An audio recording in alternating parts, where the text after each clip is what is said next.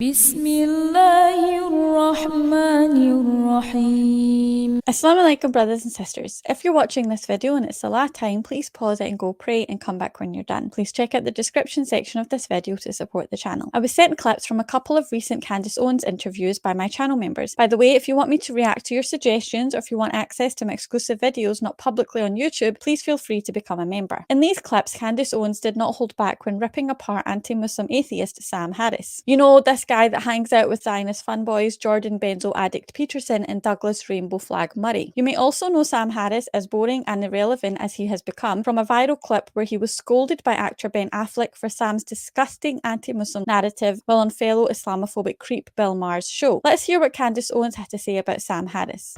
Extremely popular podcaster named Sam Harris. He was a big name when I was first getting into podcasting, and people loved him. He was like a Stanford graduate. You know, he's intelligent. He speaks about these issues. And then COVID hit. And this person who, for a living, debates people, he's a committed atheist, and he debates people about atheism and tries to bring people over to the atheist side, completely went insane. I mean, there's no other way to say it. He went insane. And I didn't know him. I knew him peripherally through some friends, and I was like tweeting about going out, and he tweeted at me, and it went trending, like, you're going to get people killed. And my friend was like, don't engage with him on Twitter. You know, you guys should get on the phone and speak to one another. And I was heading to an event. George and I were in the car in Texas. I was heading to an event to shake hands, speak to people right at the beginning of this thing. And I got on the phone with him, and it was disturbing. I mean, he was basically like, there's going to be gurneys in the street. You know, if you go outside, and keeping my kids inside, you don't understand. He was like, I have spoken to doctors. I went to Stanford. I know that this thing is going to hit us, and there's just going to be dead people lined up inside. And I just respectfully was like, okay, yeah. And he started speaking to me more about the experts.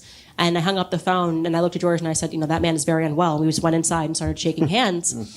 And he never really came back from that. And I really thought about Sam Harris in a big way, and atheism in a big way. Because of this, they believe so much in this temporal moment. They will sacrifice anything. Like, he just doesn't want to die, right? What bigger fear could he have than of death when he's like, this is it? He'll do anything. As George said, the gods now are the media. The journalists say 6 feet social distancing. He does it. You know, the doctors say wear a mask, save lives. He does it. He doesn't even think. He follows these instructions. It's this very humanist agenda. It's a Satanist agenda. They believe in humans more than anything else.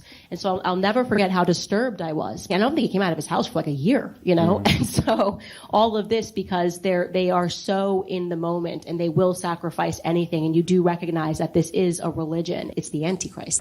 Candace's point was spot on. She said that atheists like Sam Harris, who build their whole identity on their opposition to God and religion, may present themselves as knowledgeable and may even sound convincing in their blasphemy, but they lack inherent honesty and courage. She called him a coward, a liar, and mentally unwell, which is an accurate description of this man. Candace described Sam's cowardice during COVID being due to believing in faulty scientific evidence and mainstream media falsehoods over believing in God, and correctly linked that to atheists being too caught up in the temporal moment, as she called it. In Islam, we call this being wrapped up in the dunya, meaning this world, without a concern for the akhirah, which means the afterlife. The Quran tells us that life in this world is short and is nothing but a distraction, and it is the afterlife where we will dwell for eternity with God that counts more. Hence why our good and bad deeds in this worldly life, as well as our faith in Allah subhanahu wa ta'ala, determines our reward or punishment in the hereafter. Candace described Sam Harris's cowardice and regurgitation of media lies as being in direct correlation to his atheism, which she described as a satanic religion that worships the Antichrist. The Hadith tells us that the Antichrist, who we call Dajjal, will appear at the end of time and will spread corruption on earth whilst claiming divinity and calling on people to worship him, and that most of those who follow him will be Zionists, and it will be Prophet Jesus, peace be upon him, that will return to destroy the Antichrist in the land of Palestine. And on that note, let's take a look at Sam Harris's views on Palestine and Muslims in general.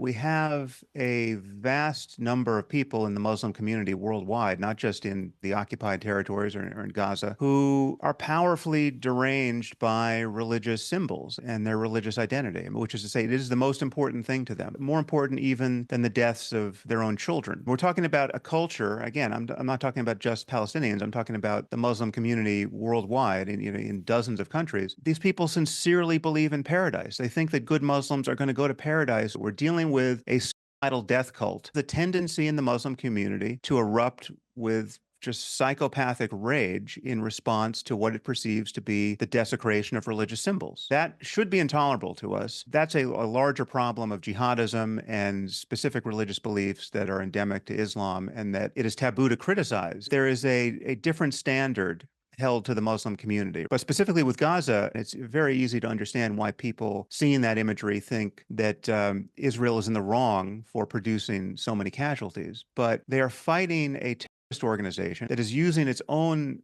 civilian population as human shields. It has strategically embedded itself among civilians. It put its headquarters under a hospital. It prevents civilians from leaving to safer areas because carnage is an advantage in this PR war against Israel.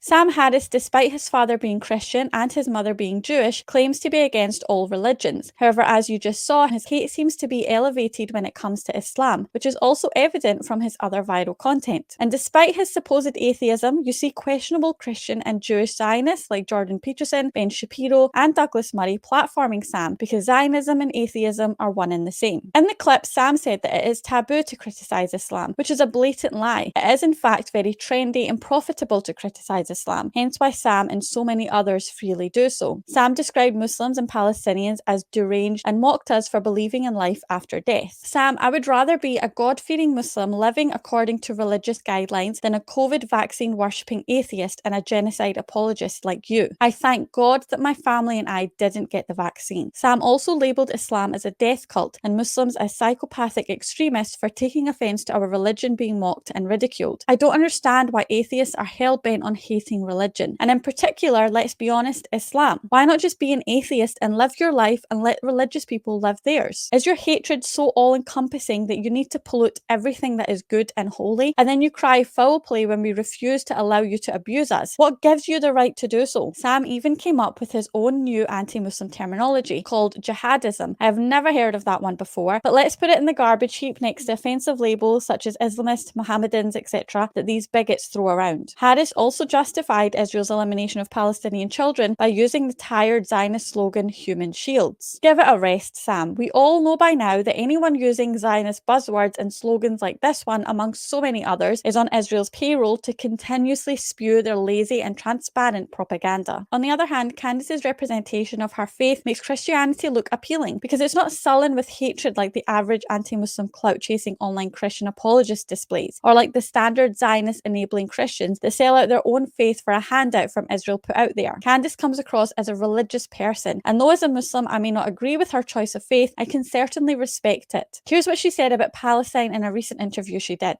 The Gaza situation for me has been, it is shocking for me because of how many men have platforms now. Like, you wonder, how could somebody sit back and allow this?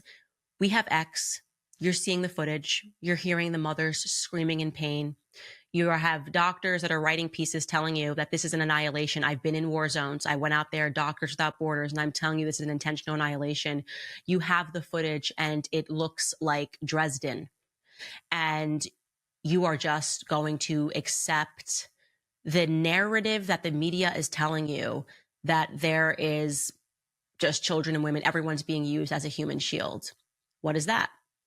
Well, on one end, it's greed, people knowing where their bread is buttered and knowing that if you take a different perspective, you'll lose your job. And on the other hand, it's cowardice. I always see these two things. It's between these two things. I just am going to stay away from that narrative because I've got kids and I've got to feed my children. And I understand that the media is only allowed to have one perspective. I don't know that when you enter the big court, like when you are going to have to account for your life before God, if greed and cowardice are going to cut it when you have to explain why you had a platform and said nothing as you watched women and children and their homes be annihilated.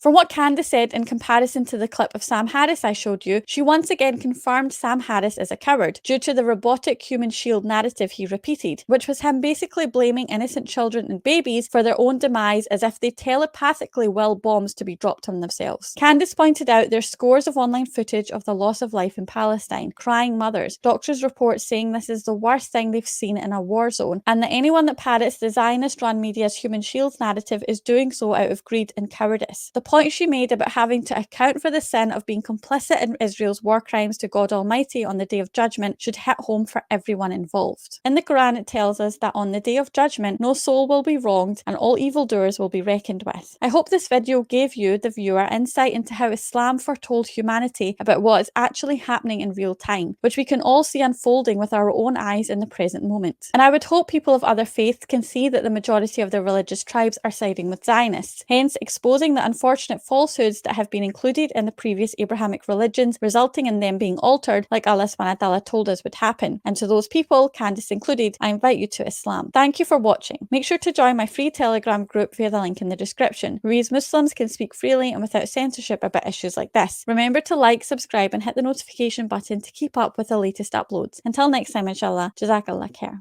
Allahu Akbar, Allahu Akbar, Allah.